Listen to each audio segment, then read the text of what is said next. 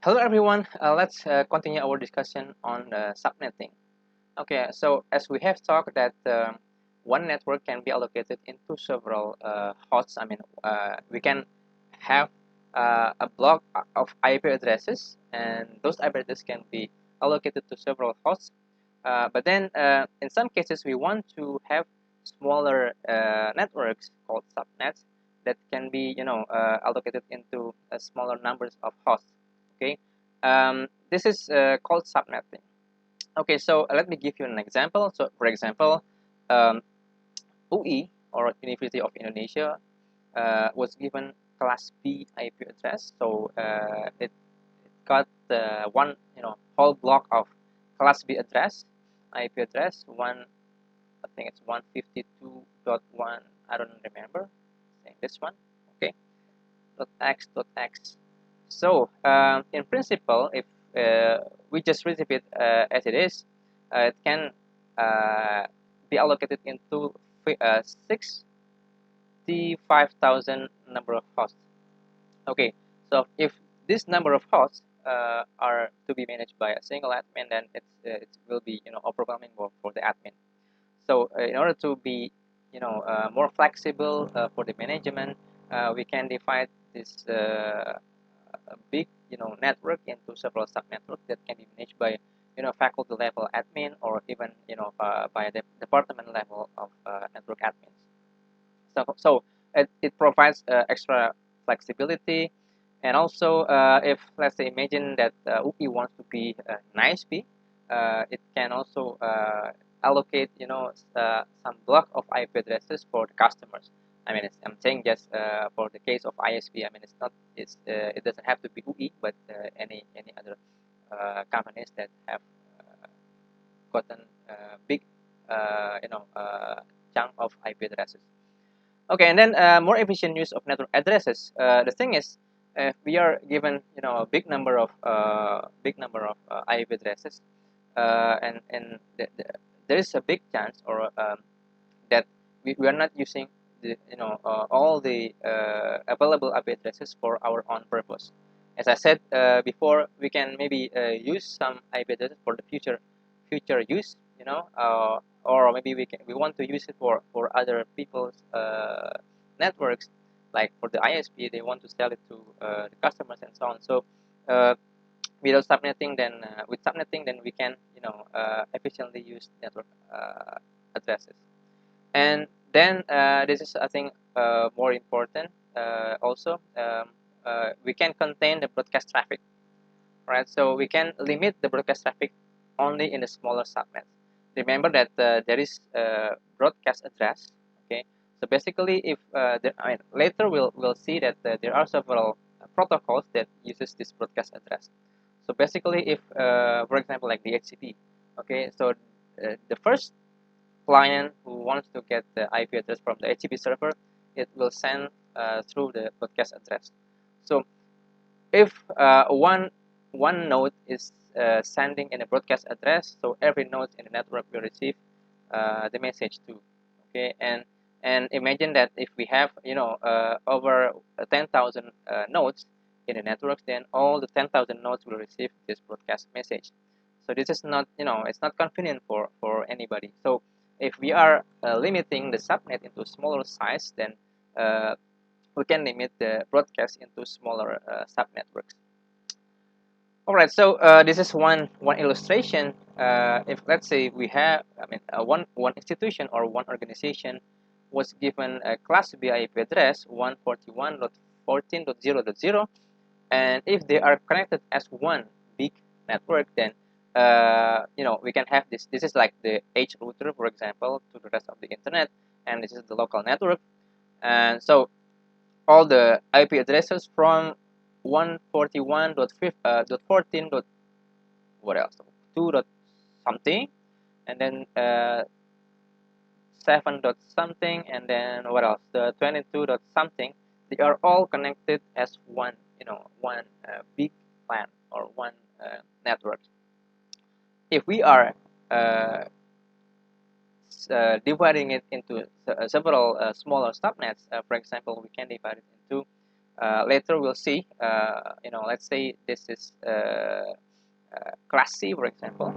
Then we can have one subnet 141.14.7 dot something, this one 141.14.2 dot something, and the third one is 141.14.22.0, or the host can be anything. Okay, so if we have a look at the deeper look of the subnets, this is a very pragmatic definition of subnets.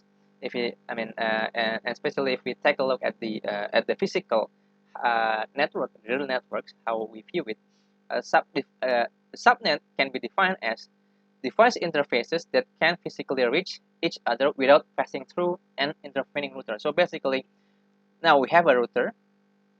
Okay, so uh, if we are able, or if a host are able to communicate with each other without passing through this interface, so for example this one, 223.1.1.1, okay, if it wants to communicate with for example this one, 1.1.1.3, so it doesn't have to go out of this router, right?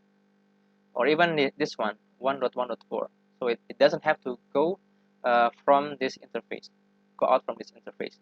But then if it wants to communicate with, for example, .1.2.1, then it has to go through this interface 1.1.4, and then coming up to this 1.2.9, and then it can only reach the 1.2.1.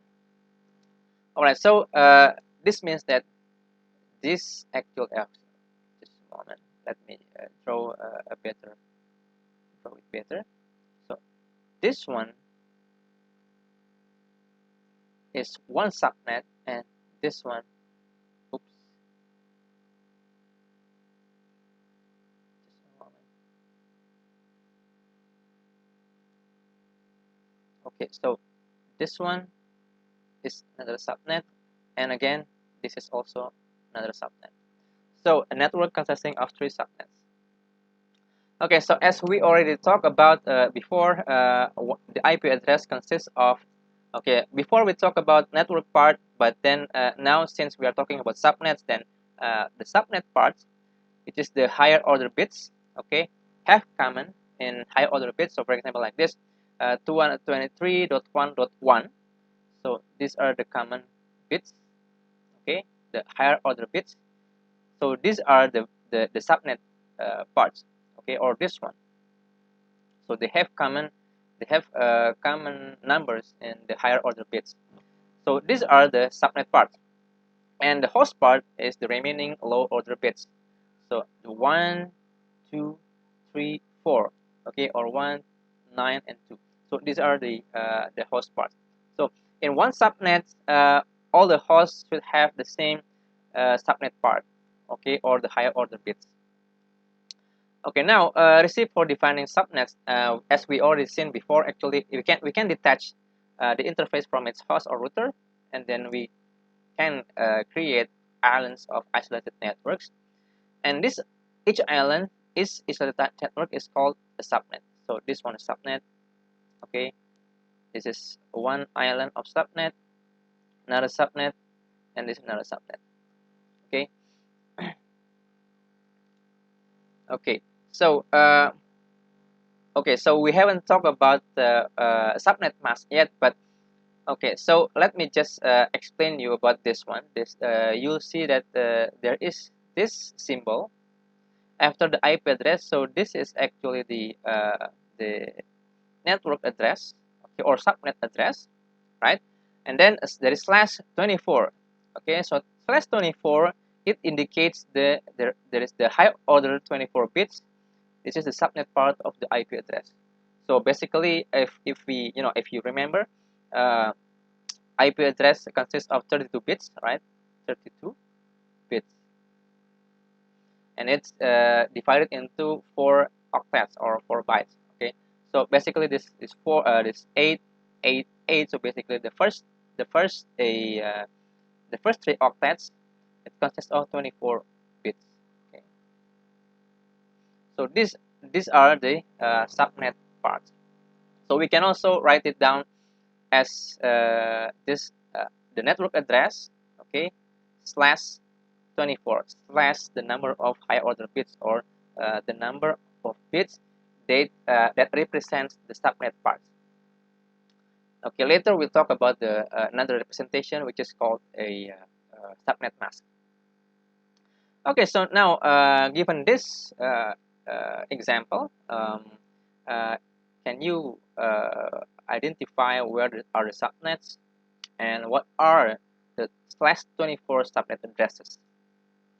Okay, so first we can actually say that this is one subnet. Okay, this is one subnet. Okay, and this is another subnet. Okay, so this is very important. So please be aware that the subnet is not just between hosts. I mean, between among n systems. So among interfaces of routers, that we cannot. I mean, they also need to be defined as one subnet. Okay, so this is actually this is interface between routers. If we, I mean, maybe it will be easier if we just remove the device. Okay, so this is another interface, another subnets, another subnets, the fifth one, and it's the sixth one. All right, now, so we have 6 subnets from here, and then what about this slash 24 subnet addresses? Okay, so this one is 223.1.1.0, actually dot 0 slash 24. Sometimes we can also omit the 0, but just to be sure, or to be complete, we can. I mean, it's better to write it all in complete form. 24 for this one. This one is 223.1.9.0 slash 24.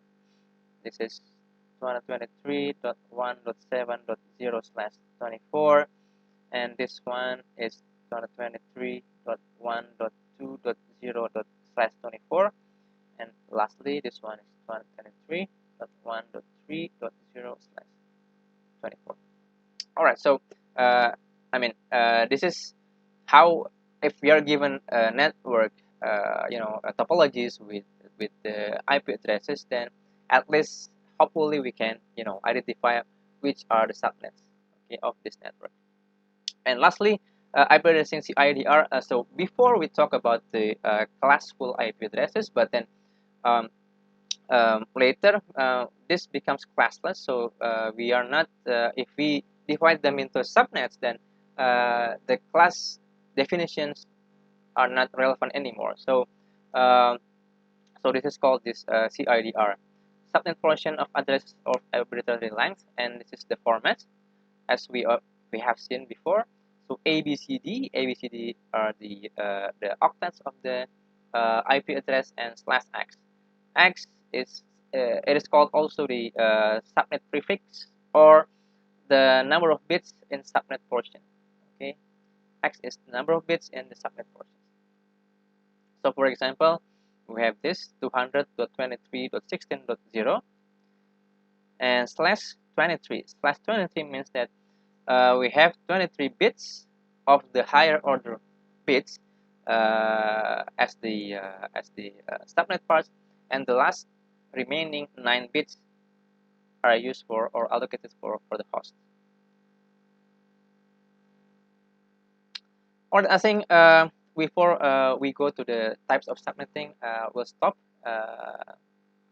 until this up to this point. Then we'll continue next video with the different types of subnetting. First, we talk about the static subnetting, and then it will be followed by the VLSM. Okay, see you again in the next video then.